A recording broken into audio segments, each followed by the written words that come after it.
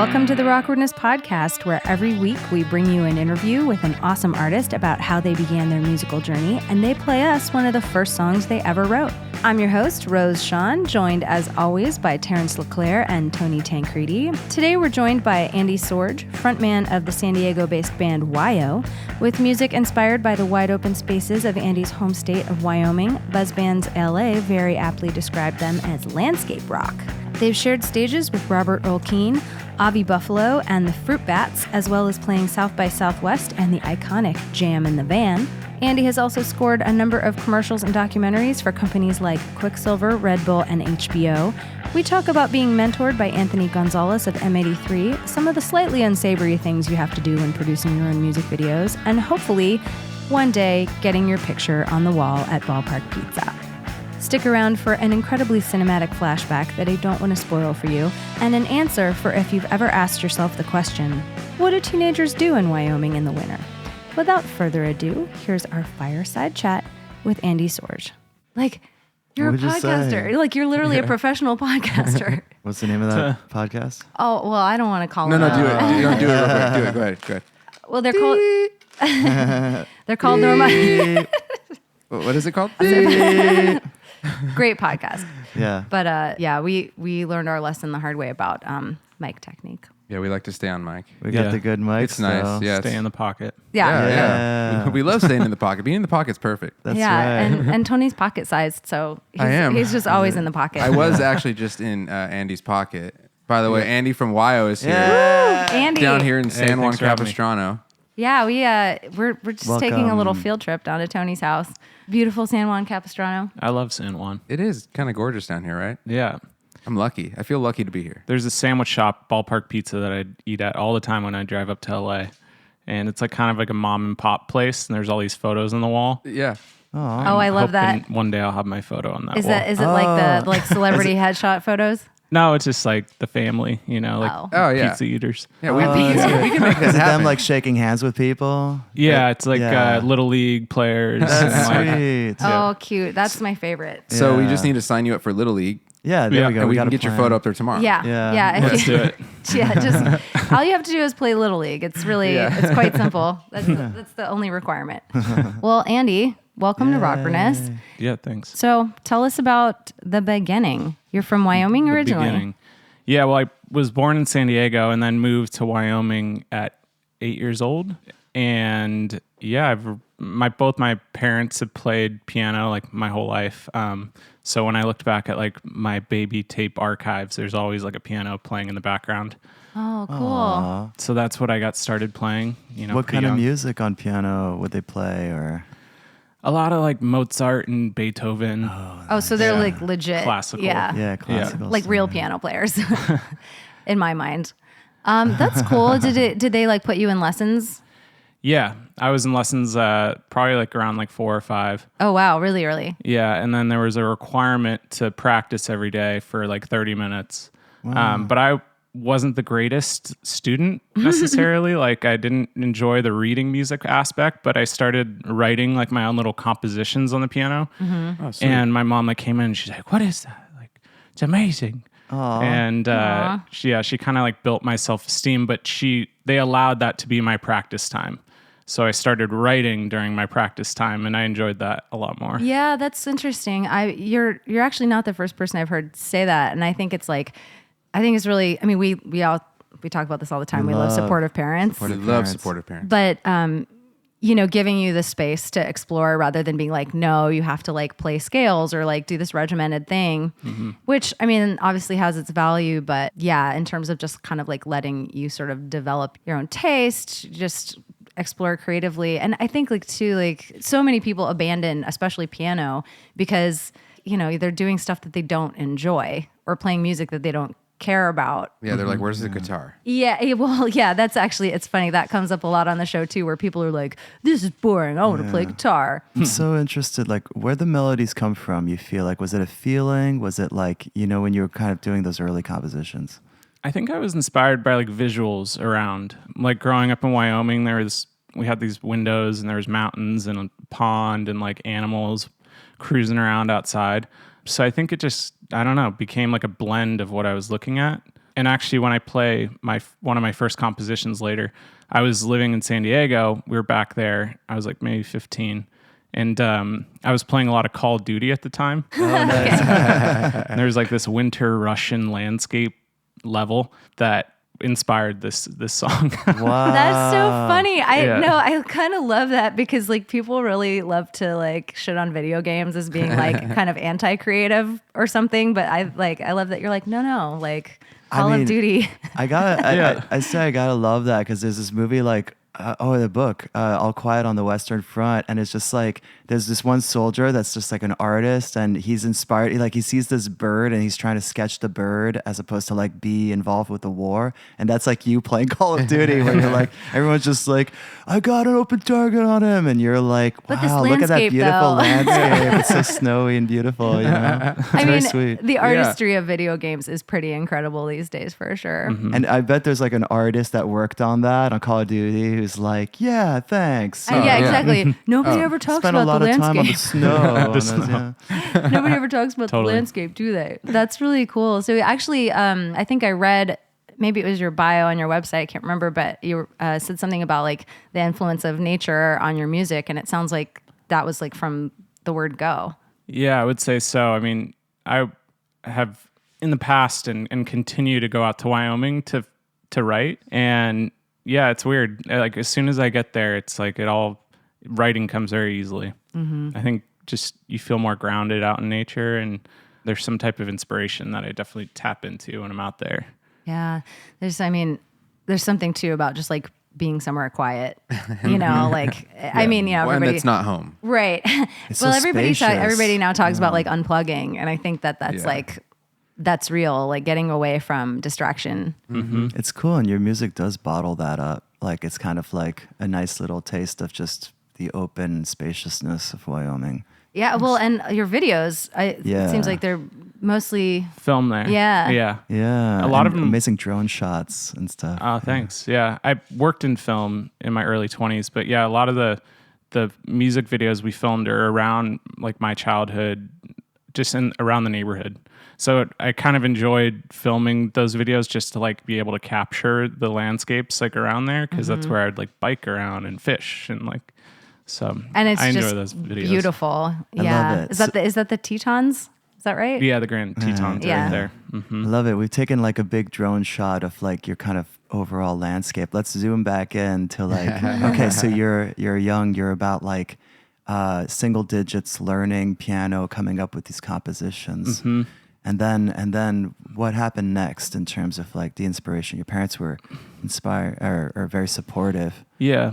When we moved to Wyoming, I was like 8 years old, and there was a school play that was being like orchestrated, and they were like, we want the children to create everything that is involved in the play, including the music. So does anybody write music? And I had just done like a couple talent shows in San Diego, and I'm like, yeah, I'm right here. It's me. I'm the one. Yeah. And there was a teacher who they like paired me up with, and he was a music teacher, actually like a Broadway pianist. And they had moved to Jackson just a few years prior from New York, and they kind of like revolutionized like the jazz scene in Jackson. Oh, cool. But he was definitely a mentor, and I worked with him on this play.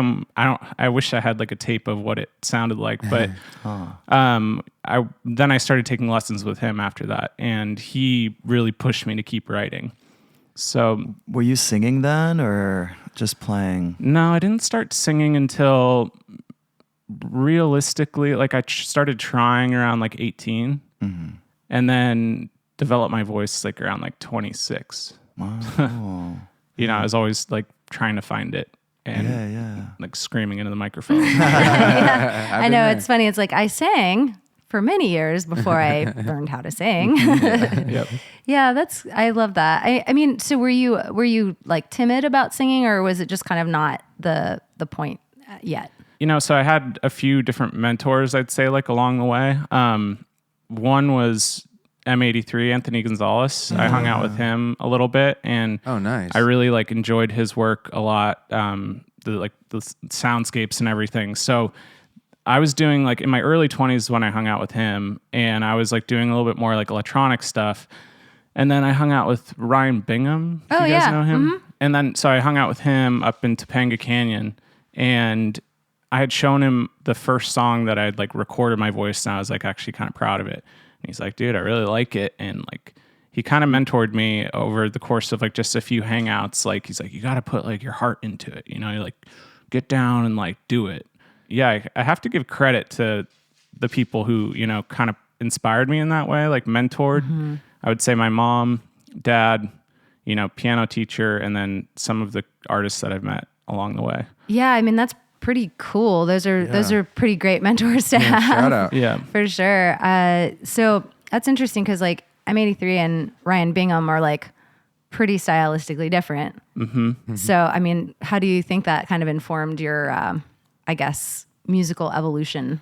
I would say like sonically, like M83, like as far as putting like synths and like music beds into the music, that had a big inspiration. Like I worked for this production company in Wyoming, and that's how I met Anthony.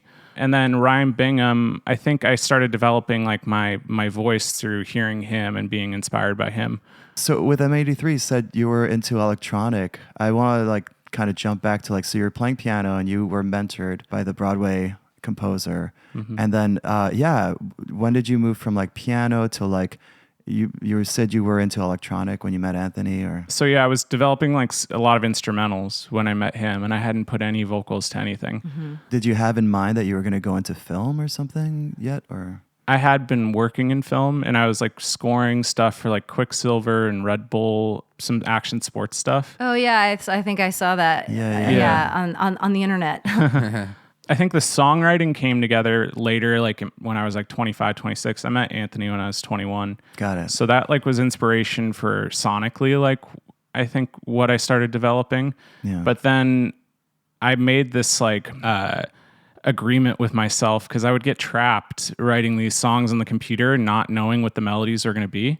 So I was like, okay, I'm not going to approach songs this way. Like I'm going to write them on the piano and come up with the melodies beforehand, and then go and produce them, so I don't have to like sit around wondering what I should do. And right around that time is when, I found my voice and started writing songs. It's cool. What softwares were you using and stuff?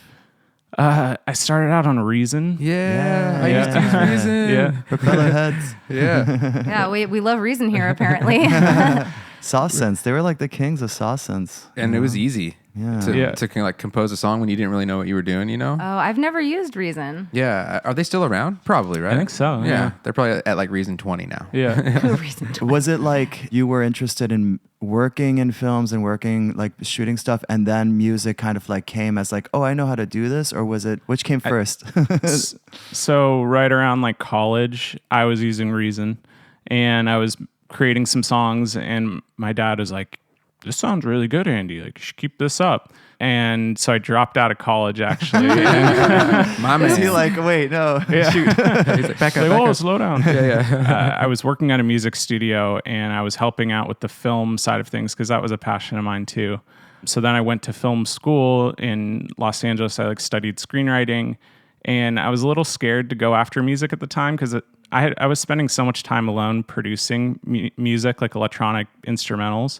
And I was like, I don't want to live like an isolated life like this. So I went to film school in New York, and then some friends of mine in Wyoming were starting to work with Red Bull and opening up this production company, Brain Farm.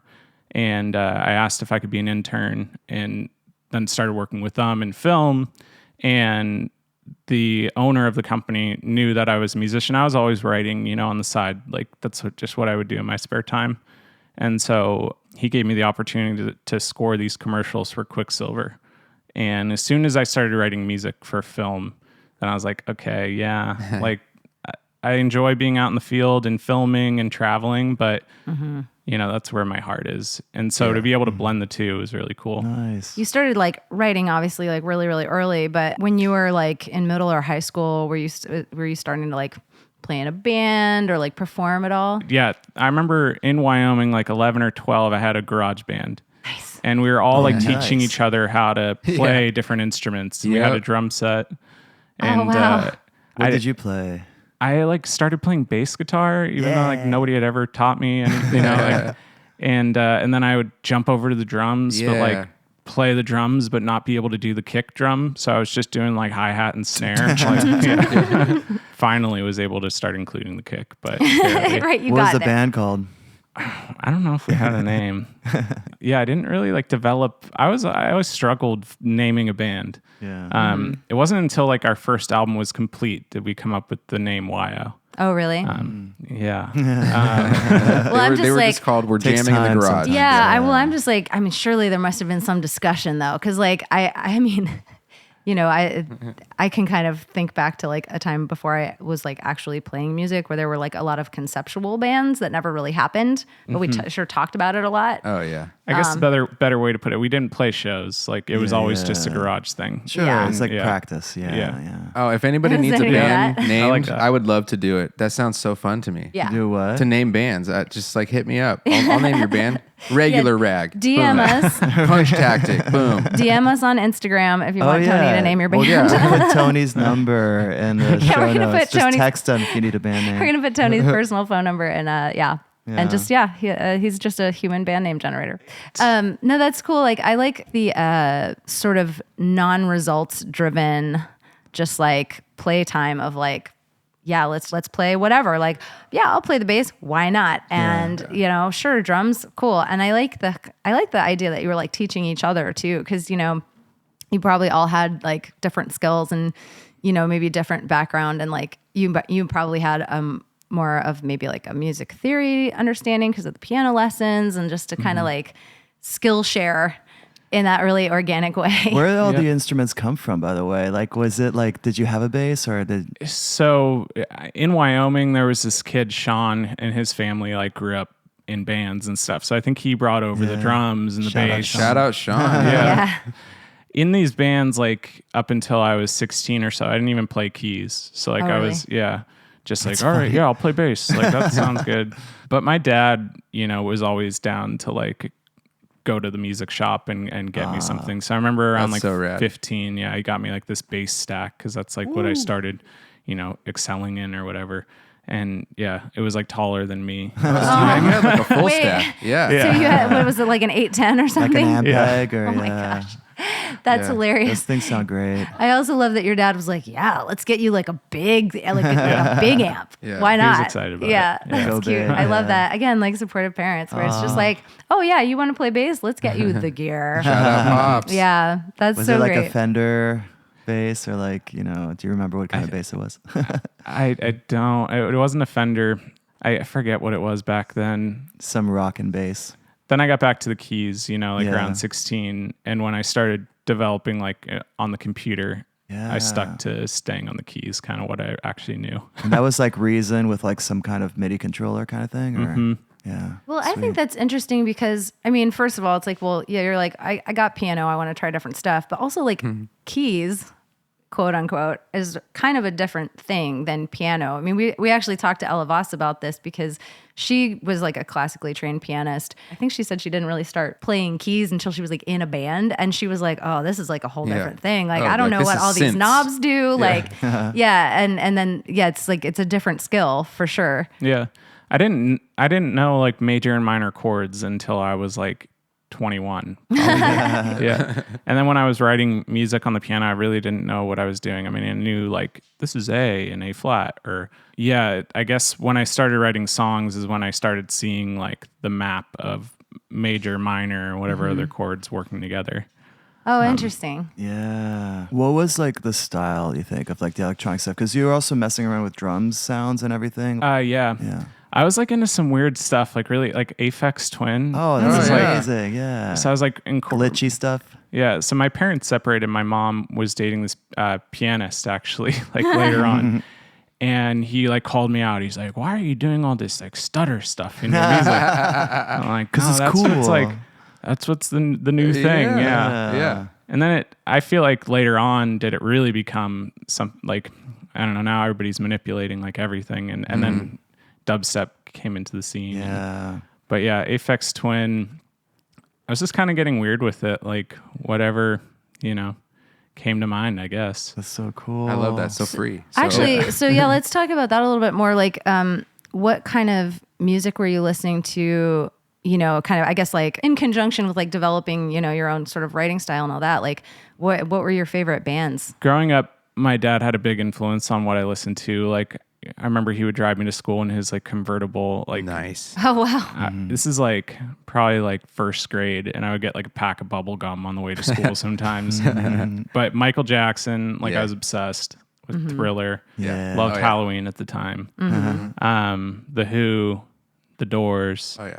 All like the classic rock stuff or classic pop. That feels like such a cinematic moment. I can just envision this little kid and his dad in a convertible. You're chewing bubble gum and just like... Yeah, on the way back from school, I would get out of the car in the neighborhood and he would clock me in on how fast I could run. Like, I hit 16. Like, That's funny. How fast was your fastest? I think at 15, 16. You ran Yeah. 16 miles an hour? That's what he My said. man. I don't know. Yeah. I believe him.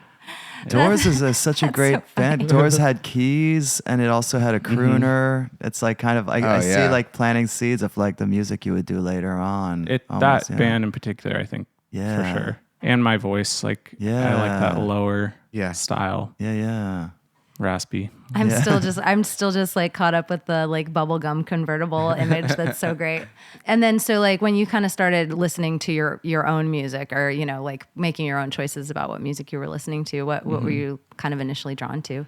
Oasis. I remember like man. 8 years old, really loving Oasis. Yeah. Is that like definitely maybe like their first albums and stuff? Or Yeah. just like, yeah. It was like fresh on the scene. I had some neighbors that I'd like run over to their house, and he was like a few years older, and he introduced me to like Oasis, and then Korn was like I was like, it had like I used to love Korn. Yeah, I would rollerblade to Korn. Yeah. Yes, you would. And Absolutely. you were in Wyoming at the time? Eventually for Korn, Yeah. like my mom like threw away the first like tape she saw of like Korn, and then I like got another one and got my rollerblades out. And You can't stop me, Mom. What were the scenes like there, like in Wyoming? That's hilarious. there is a lot of like if you're just going out to like a restaurant or something, there's a lot of like jazz, but there's definitely a Western influence out there. I would think so. Yeah. I would say the local scene, like it's hard for like an emerging band.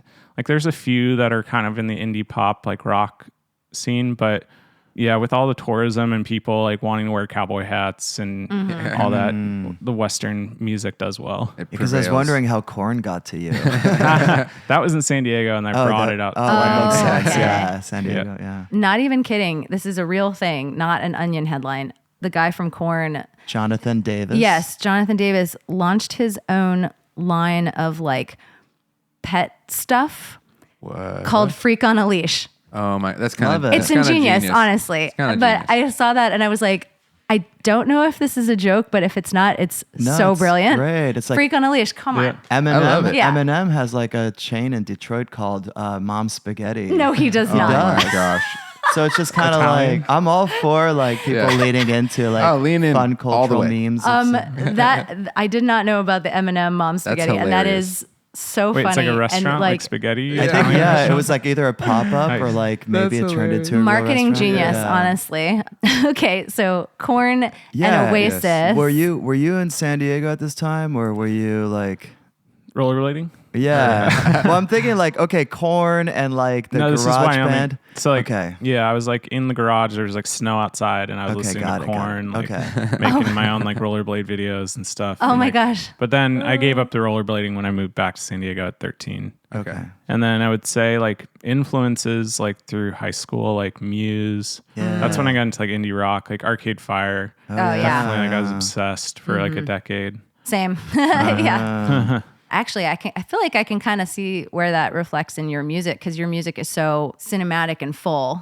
You know, everything's very like sweeping, and that I think that's what really drew me to Arcade Fire for sure. You know, every song feels like, you know, it's in a movie, or it's like its own movie. I love it. We've gotten Tarantino on the film of your life right now. We're like jumping back and forth. So I'm trying to piece it together. It's kind of like, let's see. So you're high school, you're back in San Diego. You've got like the indie rock influence. But after that is when you got into film school. Yeah, got into film and then started writing music for film. Yeah. But I was always along the way trying to write my own songs, and I really wanted to start a band because I had these like garage bands that didn't have names. And And you didn't want to sing at the time. You just wanted to play. No, I wanted to sing. I was trying to sing. Got it, I didn't. Yeah, it took a long time to find my voice. I would say, like, I really wasn't comfortable until I wrote songs that were like in a better key for my voice, and then I realized, like, oh, I can change the keys and like figure out melodies to work. It's such a game changer, right? I remember when I first learned about capos. It was kind of like, oh, you can play like the so same exotic. You're chords like, in whoa. a different, like, yeah, I don't know. Yeah, that's easy. Yeah. No, I do love the revelation of like, oh, I can just change the key. I can do that. Yeah. Great. Look at me. Do you want to talk a little bit more about like sort of the process of finding your voice? Yeah. I mean, I would say like I went from like thinking, okay, my voice is really like I gotta like shout into the microphone and that's where it's like strong, to like, no, maybe I have a falsetto, that's better. And then I found like a lower register that I felt the most comfortable with. And through playing with musicians like in the house and practicing my songs, like in a range where I could continue to sing like for hours and also have like some power, was in the lower, like, hey, you know, down or whatever. I couldn't necessarily like shout for forever. So I think I've had to find a voice that could also just be up there with the music and be able to like get out, you know, in front of it. But, you know, I still feel like I continue to find my voice to this day for sure. Like I'm always exploring different ways I could sing something, or cringing at like a new recording. Yeah. And how do lyrics play into that? Because I find sometimes like singing covers for a while was easier for me to singing my own words and stuff. And so I wonder, like, was there anything like that? Were you writing lyrics? Were you, you know, doing covers? I didn't play a whole lot of covers. I guess I was like kind of like a selfish musician my whole life in a way. Like I was like, I'm going to write instead of practice. I love other that stuff. though. Yeah. Yeah. I vibe Because it's with about that. expressing. You want to express what you don't want Yeah. to express what somebody else expressed. Were you writing your own words? Like, when did that start? So I would say like realistically, like when our first album for WYO started coming together, Untamed, there was like this one night where I had written, I don't know, we had like 15 demos or something. This is before we worked with this producer, Brad Wood in LA. But a co-writer of mine, he like, and the drummer that we were using, like, Sorge, like, you gotta finish your lyrics, dude. Like, come on, like we have to finish these songs. And there was like a couple that I had finished, you know, and I didn't, I guess, I don't know. I mean, it all kind of started coming together that night in a weird way. You know, I think I was writing about an old love at the time, you know, and I was still like kind of heartbroken over that. So the first album was definitely like missing what I had. But then when I started working with Brad Wood in LA, him and I teamed up on a few songs, and he started like bringing some like Bob Dylan influence into the music, or just like he's like an encyclopedia of knowledge into like all different types of music. So we wrote a few songs together, and he started like kind of teaching me to like how to be less literal and, you know, write songs that could be interpreted in a few different ways, which I really love that idea. I mean, everything was so literal that I was writing about. It's like, Country music. yeah. It's a big trend today with lyrics too. What do they call it? The Gen Z Oh, we were lyrics. talking about Yeah. the Gen Z lyrics. Yeah. Yeah, where it's like I'm sitting on the couch and my shoes are on my feet and I'm talking in a microphone right now. Yeah, that's interesting though, because I think that like, you know, there is certainly space for both things. There's nothing wrong with being super literal. What was the song about missing someone, by the way? Which song was there a song that you were talking about? You're like, which one? Which But there was like, from that first album, like, was there a particular song that you Oh, were... Down by the River, maybe? Yes. Oh, yeah. Did you I see love the music? that video. Ah, thanks. That's my favorite video. That video. That was the Yeah. answer I was looking for. Yeah, that video, I think that's my favorite one. Yeah. And that's, it's you so know, moving. we kind of got like started making videos after that. We're like, okay, we got to incorporate the band. I got to put myself in there because that's like what people want to see. But that was like the truest video to what I wanted, was the Down by the River music video with the kid in the airplane. It's a funny story. I would spend all this time out in Wyoming because I was trying to finish these albums. And so I'd be out there like in the off season when there's like nobody out there except for some of my like film friends. And a buddy of mine had just bought a Red camera, which was like, you know, cutting edge at the time. Yeah.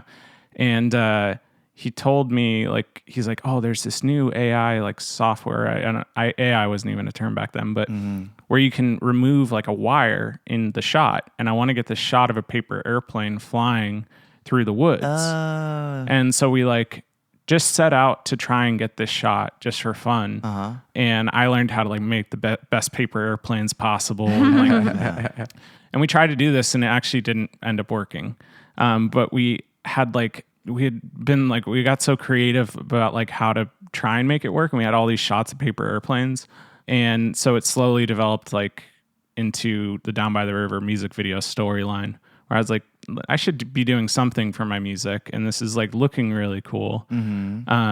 So the boy in the video is my friend's son. He does a great job. Great actor. That kid. Yeah. He like did not like, I mean, little behind the scenes, like he's like, I don't want to be playing with this paper airplane. Like, I'm like 9 years old. I don't do this anymore. He used that because like there's definitely this sense of he just like feeling really frustrated in his eyes, and that must have been it. So like at the end, there's this scene where he's like in the water, and like he gets submerged in the water, and like that was filmed at a later date. I like flew back to Jackson. We were just basically like going to work on a couple things, but then get that shot. So we needed that to like finish the story. And so he came over, but he was sick at the time and we didn't know what he was sick with.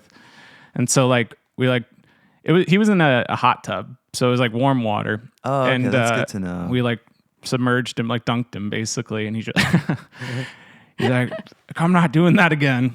And I look at the shot and I'm like, shoot, it's like out of focus or something like. Oh no. And I like grab my checkbook and I'm like, what's it gonna take? Like he's like only like 9 years old. I'm like $20, like $30. Like what do you want? And so he's like $30. Like, okay. Negotiating with a 9-year-old. That's amazing. He gets in the water and we get the shot and I have the clip that I need and I fly home and like a day later I came down with strep throat. No. So it was like kind of karma for dunking this. So you paid $30 for strep throat. Yeah. Well, but we got the shot. But you got the But we got shot. And he really enjoys looking back on it now. Oh yeah. it's- How old is he now?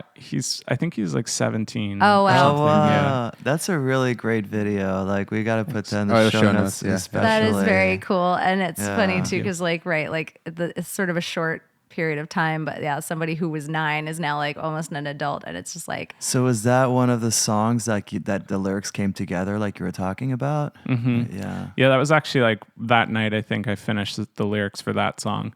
But I had this dream about being on the Snake River there, which is like the main river that goes through the valley of Jackson. And I had this dream of like looking for somebody on the river. And so just incorporated that, into the storyline of the lyrics. It comes through that stuff. I mean, it's magic how like, Yeah. there is like something about that song where all of that kind of comes through, even though it's like, what does it mean? It's a dream and it's all that, but it's like very, yeah. it stays I with love you. songs about dreams. Yeah. I mean, I know that's like a funny specific thing to say, but like, well, so do you have an old song you want to play for us? Yeah. It's on the piano. So Yeah. We'll cut to it. Yeah. Yeah. We have a 1901 Price and Teeple piano in my garage. Yeah. That Andy is going to serenade us with. yeah, this is the classical piece with the Russian snowy scene. Ooh. Oh, the Call of Duty song. Yeah, Does it have a name?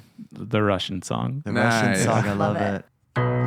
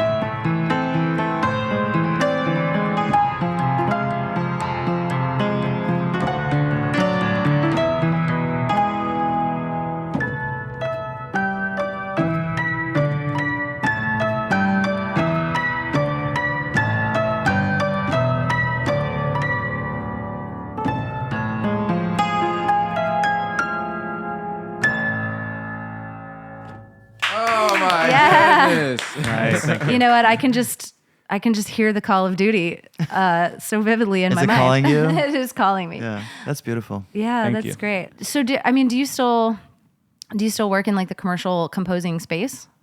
Yeah. So I started like writing for documentaries after I started doing commercials. So like scored a few documentaries in action sports through another group that was actually based out of Jackson Hole.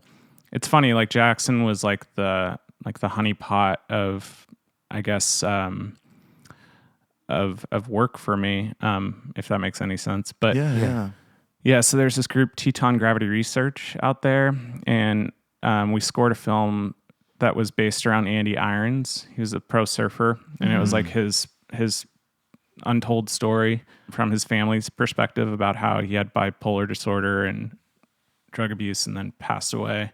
So that went to like theaters and stuff, and then we started working with them. Scored another film through like HBO, Lindsey Vonn. Oh yeah, I saw that in your bio as well. Yeah, documentary based around her, and then whatever other any other films like.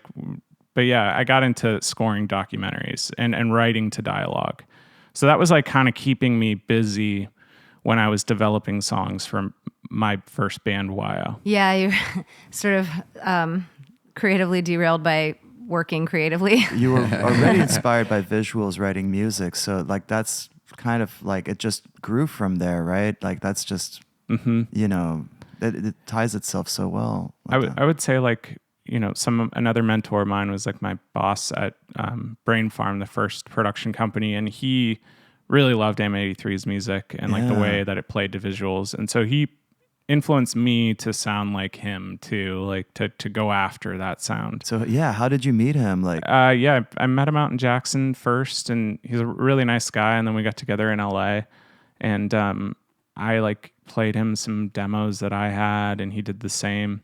And I mean, it was like a short-lived like little mentorship, but like anything like that with somebody who's like doing well and like so inspiring, like it sticks with you, you know? Oh, yeah. Yeah. what was the album, like the era he was at? He was about to do, he was like 2 months away from releasing Hurry Up, We're Dreaming. Oh wow. Yeah. It's very cool. Like it's a very generous thing to give somebody your time like that, you know? Because I mean, I'm sure he was busy, you know? Yeah. But to like, and to like share demos with you and like be interested in what you were doing, I think that's, again, it's like, it's a very generous space. Yeah, and he was very really cool. kind. And it was through the scoring that you met him? Like that's what I was trying to. Yeah, through working for this production company. So like the production company brought him on for like a gig or something, or Yeah, they did some like custom work together for this film. cool. Yeah, so I kind of like jumped in the studio and he was in Nice. there, and yeah. Like, oh, hey, what are you guys doing in here? Oh, hi, I'm Andy. Can I hang out with you? Yeah. That's what I would do. Yeah, no, totally. That's so cool. So what was the final piece that got you to that first show? Like, I'm an artist, I'm doing my thing now. Like, how did that finally come together? The producer I worked with in LA, Brad Wood, he introduced me to this guitarist in LA, Pele Hillstrom. And he was just doing session guitar work for us. But at the end of our sessions together, I was like, hey, would you want to like maybe play some shows with us? Like, and he's like an incredible guitar player. And so he was down to play, and it's kind of like our rock, you know, at the beginning. Like he had such a strong sound and so much experience. So then he brought in like a bass player that he knew initially. So then I had two guys that were like in all these bands and sounded great. So Pele's the one playing that amazing Jazz Master in all those music videos. Yeah. That's a sweet guitar. Yeah. Terrence he's loves guitars. Got a whole, whole pedal board of all yeah. these pedals that make his guitar sound like a synth, and like he's Yeah. very creative. Yeah. Very cool. So that, yeah, I think having like strong members was able to like build the foundation. I mean, Brad Wood really elevated the music to the next level, like as far as arrangement and like helping us get the mixes and everything together. But then, yeah, having other experienced, you know, players playing with us, I think made us have to catch up to them. So Yeah, you have to kind of rise to their level. Oh yeah. Yeah, that it's definitely like good for you as a musician to like play with people who are better than you, I guess. Been there. But then, so where was your first show? First show was actually for school night. Oh, yeah. But it wasn't Nice. at the Los Angeles. This is when they were like trying out in Anaheim. It was the House of Blues in Anaheim. Was that still It was Chris like- Doritas? Yeah. Nice. And my roommate at the time knew Chris, and so he like kind of helped me like Shout out get Chris. that together. Yeah. Oh, cool. Chris was another big influence in everything. Oh, I mean, he's got incredible taste. Sorry, both of my roommate. His name was Chris. But yeah, Chris and Doritas he was always really nice and liked the music. So, Yeah, he's been a pretty incredible advocate for like local musicians. I know a few people that he's really kind of championed. Man, I mean, like, so I was a young kid listening on this newfangled internet thing. Like, I think it was like Shockwave or whatever it was called back then. There was like, I was in New York and there was this guy named Chris Doritas who was like, and I really liked Jeff Buckley, and I was kind of scouring the internet for anything Jeff Buckley, and there was this guy named Chris Doritas interviewing him for this wow. station called KCRW that I'd never heard of. Yeah. But I was in New York. That's the first time I heard of Chris and KCRW, and Jeff Buckley was on. I guess it was Morning Becomes Eclectic, but maybe it was like. Yeah, he had his Was own it around show. that long? I can't remember. I don't know. Anyway, so yeah, But I guess that dude's been around. Yeah. So your first show it's a school night in Anaheim though. That's pretty cool. School night. I mean, That's that's like a pretty high profile sort of franchise, I guess. Yeah, it's It a was- good shout out. Like it's a good like the Yeah, it bands was- that play it. Yeah, it was, and we had like San Diego family and friends like drive up for it. Nice. There was another band on the bill. I'm trying to think of the name. Avi Buffalo. Yeah. Yeah, and I was like, Yeah. I'm playing a show with them. Like amazing. Yeah. Like Yeah. I listened to their music. Yeah. That's cool about Chris is like he just likes music. If the music's good, he's like, yeah, let's find out more about them. You know. Yeah. We played it a second time, and it was the night after 4th of July in LA. So everybody was like, "No, I'm not Not coming a lot of out," people yeah. came out. Yeah. Yeah. But yeah, from there, like Belly Up in San Diego. Yeah. Started like the promoter for there liked our music a lot, and so played a handful of shows there. And then we always played shows out in Jackson at the Mountain Resort. They would have like either like an après ski like concert, after everything's done, like outside, or during the summertime, just like right there in the mountains. That was always my favorite place to play. That sounds incredible. Yeah, I know. because you'd have like the big Teton Mountains right there, and like kids running around in like summertime, playing and dancing, and it was really cool. Yeah, That's the that vibe. sounds Yeah. amazing. Yeah. Again, like so cinematic. Like you can't take a bad picture of a show that's in front of the Teton Mountains. Yeah, no big deal. Just here in the most beautiful place in the world. Yeah. Doing my thing. Some artists are really into being live, and some people are more like studio people. What would you say you are? I mean, some of my like favorite, most memorable memories of mine are definitely like when the band was sounding amazing and we're on yeah. stage, and it's like, this was a good one. Like I wouldn't take that for anything else, but I spend probably too much time in the studio, like writing and trying to like figure out how to make some song that has taken too long to develop like work. But yeah, I mean, I'd say it's a mix, like playing shows and being on stage, and when it's working and you're doing a good job, like it's such like a great feeling, and everybody's playing their parts well. But then there have been times like scoring films where you start like writing something around some emotional dialogues, driven scene, and like I find myself like I'm like in tears like doing it. I'm like, what the heck? Like Yeah. I really love, both things. Yeah, that's funny. It's the cry test. Yeah. Yeah. Shout out John Velasquez. Yeah. He said something along the lines of like, if it doesn't make you feel something, then why would it make anybody else? So like, if you're making yourself cry, you're probably doing a good job. By the way, I know that feeling of when the band's all together and you guys are all in the pocket together, and just it's like a drug. Yeah. Yeah, it's Some like a of spiritual. my favorite memories are with my band doing that, where it's just like, how did we all just do that? And everyone was there with you in the crowd, and it's just Yeah. like, it is like a drug. Beautiful. Yeah, it's a spiritual experience. And I'm out for more, I think. Like, Yeah. I mean, we're going to play a couple shows in June. Yeah. And then hopefully some after that. But yeah, I'm not done like trying to achieve that feeling again, I think. Good. Like a drug. Where in June will you be? There's this like mini festival called June Gloom. Oh, wow. I have played it. Oh, really? Yeah, my Oh, buddy cool. puts that together. Shout out on- Ryan Trask. Yeah, Ryan. Yeah. Oh, that's so cool. great. Yeah. Oh, well, I will be there. Oh, cool. Yeah. All right. We're on Sunday, the 23rd, I think. Nice. And then we're looking at playing Belly Up like shortly after that. Yeah. We're gonna release our third album. Oh, cool. Yeah. A full length? Yeah. Awesome. Is that Red's going to be on it? Yep. Yeah. Yeah. You like that one? Yeah. I submitted that to like. Was it shot on the Red cam? Is that why it's called Red? No, I'm just kidding. Yeah. Yeah.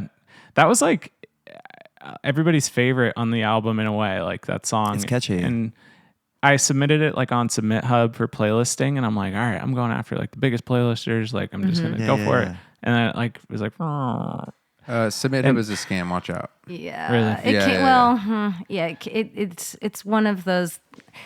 It can work out really great sometimes, but like it's one of those things where like, you know, somewhere around 2013, I think people figured out that the internet was like a great way to nickel and dime independent musicians to death. So like sometimes it's like there are some things on there where it's totally worth it, and then somewhere like you're just like spending $30 for God knows what, and it's hard to know which is which. So, you know, the fun of DIY artistry, right? But yeah, like playlists, that's kind of that. I feel like that's how you promote music now. It's like playlists or nothing because nobody reads music blogs, RIP buzz bands. But I mean, playlisting has worked out really well for a lot of people I know. So it's like if you can find that good opportunity. Yeah, it seems like if you can get on enough of them, you can like trigger the algorithm to like start favoring. Exactly. Or like any interest in touring and tours coming up? No tours yet. Probably look into that like towards like the later side of summer, but just doing independent shows for now. Yeah. Yeah. I think of that video, you with the band. Is it still the same lineup? The one with all the lights, the light bulbs? You know that video I'm talking about? Is that the same lineup? Yeah, pretty much. Sometimes the drummers like cycle in and out. Like in that video, I think it was our drummer in Wyoming who actually drummed on all the music in our third album. But for June Gloom, we're going to play with a drummer who we haven't played with yet. Oh, really? Ooh. Yeah.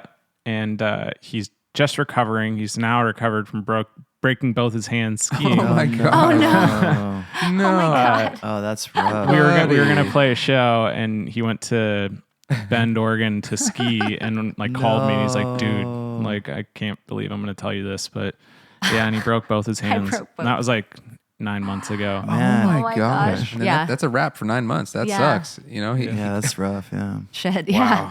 I mean, Is he okay? Yeah, he's feeling better. He's, Okay, good. yeah, well, he's good to go for making a June. recovery. Is he good to go for June? Yeah. I gotta right. get him. We gotta start rehearsing. Like, yeah, he's got to get back in shape, you know. He's got to train. He's got to train for June Gloom. his mind's in it for sure. He's like ready to go. Poor guy. That's terrible. So, what's your favorite new song that you have written? You were going to play us one, yeah? I know you got that sweet Gibson right there. Or did you We want to take a splice picture in a of it? recording? Yeah, I think we'll just throw a recording in. Sweet. Yeah, I'm trying to think of which song we should go with.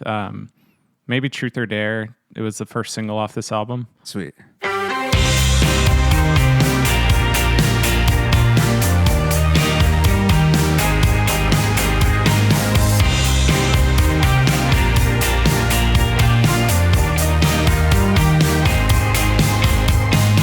As we watch the leaves change to gold, the night grows cold and we're sitting here, warmed by the fire.